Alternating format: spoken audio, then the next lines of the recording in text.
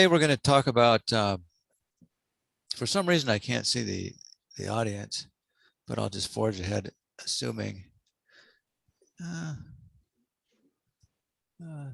Anyway, okay. So today's agenda, I've kind of sketched out. We've got some kind of a short set of videos and some notes that Philippe Delmier, I can't pronounce his name, kindly provided. He was interested in the subject, so he offered some videos. This, for some reason, let me tinker with this for a second because I actually can't see anybody, and it's hang on a second. There we go. Nope, that's screwed up. Well, I'm going to try this again.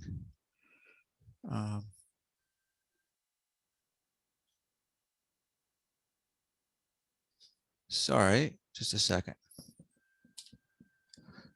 Okay. Just bear with me for a second.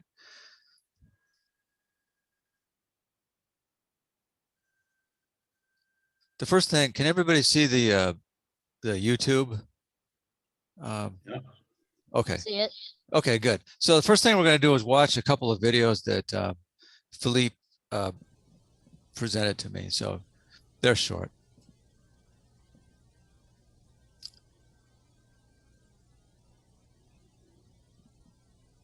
Everybody can see the video. There's no sound to this one. Yeah, video's playing. Okay.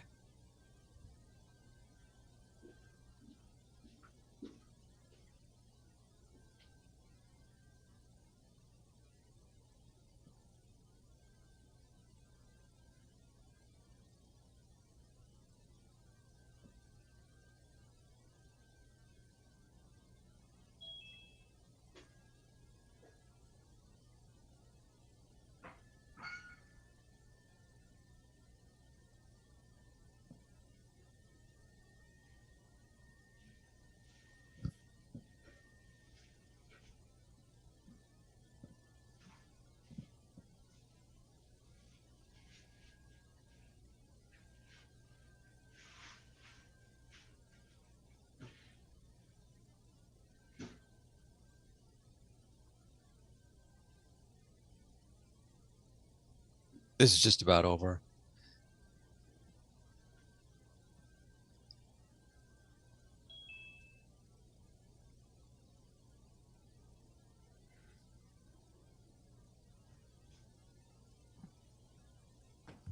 Okay. Second video.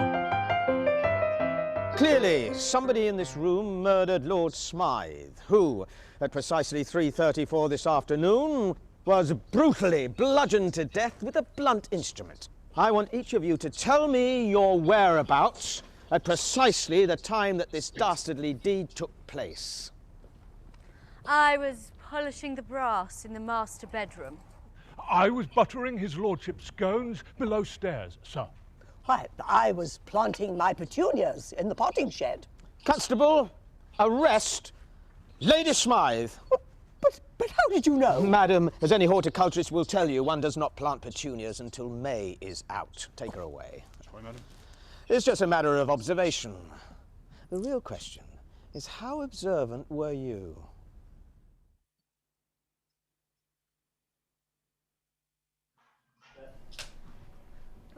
Action.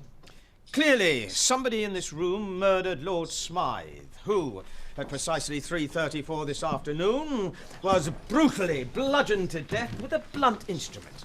I want each of you to tell me your whereabouts at precisely the time that this dastardly deed took place.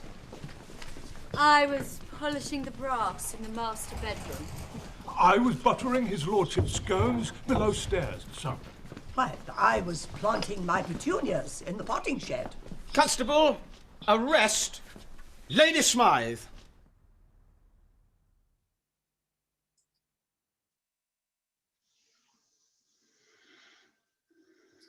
Okay. So could everybody see those all right? I think so, right? Yep. Okay, good. I still can't see the audience, which is a little weird. So, but okay, as far as the first video goes with the triangles and the squares, it looks we kind of get the impression that they're understanding what's it's nothing more than an animation, but these notes that I'm going to present are pretty much what Philippe mentioned about this. And he said the triangles and the circle appear to have intent, emotions, and understand what happens. So it looks like they kind of understand. He says at one moment, the circle goes outside the square through the door, looks at the triangles fighting, tries to approach, but is afraid, steps back to hide. But really it's a trick. All there is two triangles and a circle moving. That's all. And you added a lot of context and built a story around these figures and trajectories. You suppose that these things have a mind simply because they move in a particular way that is compatible with some actions and emotions you know. And you consider a situation through the filter of your internal world and add non-existing properties only because they're compatible with some previous experiences. Basically, the point of this is to illustrate the extent to which we seem to impose, or we attribute understanding to the mere appearance of understanding.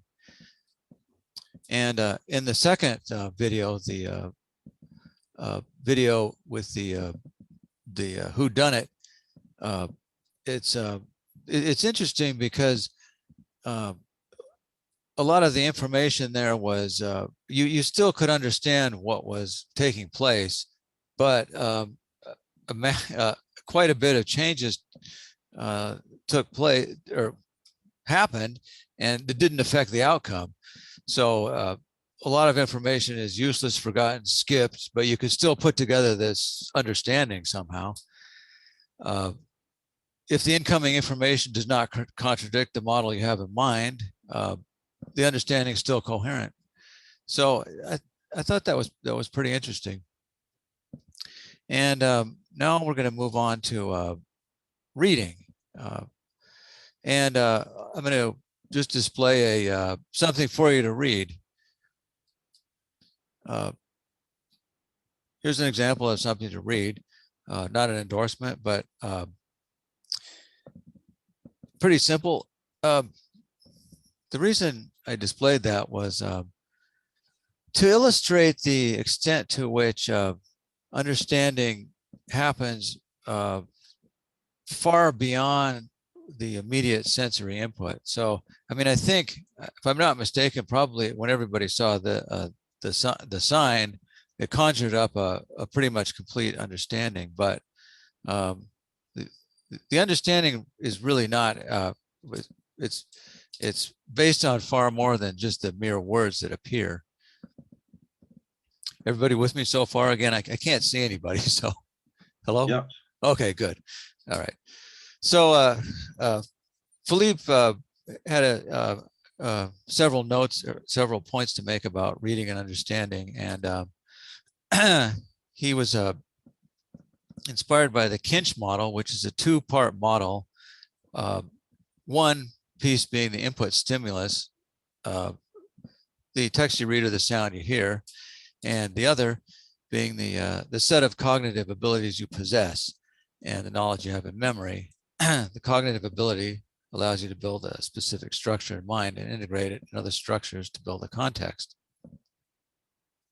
So kind of two pieces working together, the input, that makes complete sense, the input and the cognitive abilities in the Kinch model. And he noted that we use microprocesses for the text and macro processes representing an abstract of the important data. So micro and macro processes. And interestingly, when we read, a lot of the text processing is rapidly forgotten. You forget the phrase pretty much as soon as you read the next one. And but the semantic part remains in memory. And we don't process all the input data. in the current text. If you've already got a global correct representation, then you might not need a specific piece of text. And you can skip around, automatically focusing on what should be relevant if it fits your current interpretation. So he noted that, in other words, we make predictions of what's relevant. We are reading along. We've got some of the text. We don't read all of it. We've got a semantic understanding. We make predictions about where things are headed, and then we focus on some piece of text. So it's in a way intuitive. If you don't really think about this, you might think, well, we just read everything, remember everything. But it doesn't really work that way. It's selective. You can still, the fascinating thing is how you can get an understanding with just some of what you read. So understanding can be viewed as a process which assembles and integrates semantic context. We need multiple functions, of course. Pretty much everybody who studied cognition understands this. And Philippe mentioned another work in the Gerns-Bottcher work, which I've got these in the references, but he pointed out that suppose you're reading a story and you make a note of what the major characters are, and those characters stay privileged even when not mentioned. So you keep certain things when building up an understanding. You keep, for a story, you keep certain characters in mind. And importantly about this Gerns-Bottcher work, it's what you focus on at the beginning of the process of understanding creates the context. So it seems like what you start out with is pretty much what you wind up with. Okay, so most people have seen this, these pretty famous images, psychological images. And notes about that are, it's a process of understanding can be viewed as a process which builds things together and tests integration. So it's partly unconscious. We can think of it as partly unconscious, certainly not totally conscious. And we're looking for a correct integration. And it seems to work in a hierarchy too. So lower to higher. So like in that previous, those images, you could focus on some part of it and then still understand the whole. And it all seems to fit and flow together. But okay, so this is the principle of coherence.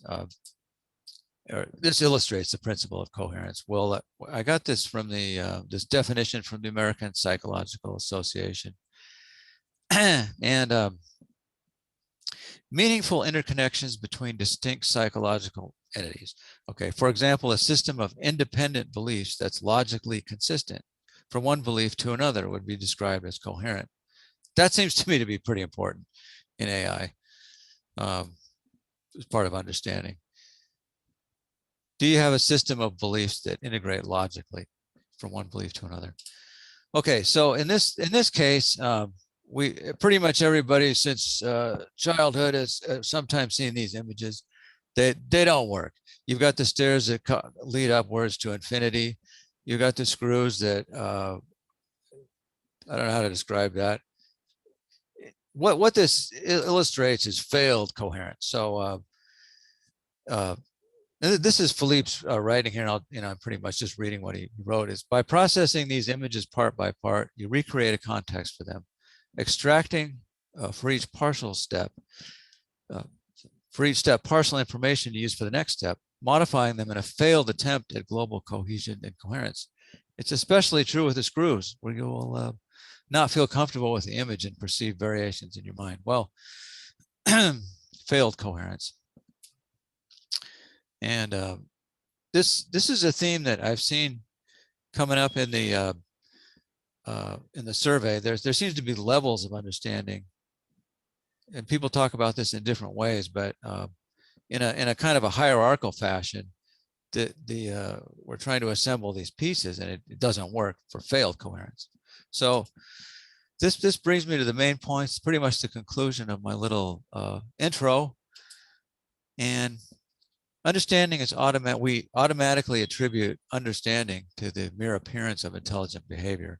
So like this is the this goes back to the triangles and the little circle chasing each other around. If it looks like if some automation or some animation looks like it's intelligent, we seem to automatically think it understands. And that animation was from 1944. They didn't even really have any way of doing automation like that, like well programmed. The second point is from that whodunit video, you could still obtain an understanding of some situation, even if a lot of stuff is ignored, missing, incorrect, you can still understand it. So you don't have to get a perfect understanding of everything. You just have to understand what's important in the context. And as you know, I tried to illustrate with my Trump sign, your understanding of something is based on concepts not attributed directly to the actual sense input. So what we understand goes far beyond what the sense input is, typically, not always, but typically. And in coherence, we strive for it's kind of a global integration. So I'll post the this little intro in the archives, but I didn't read much of these of Philippe's references,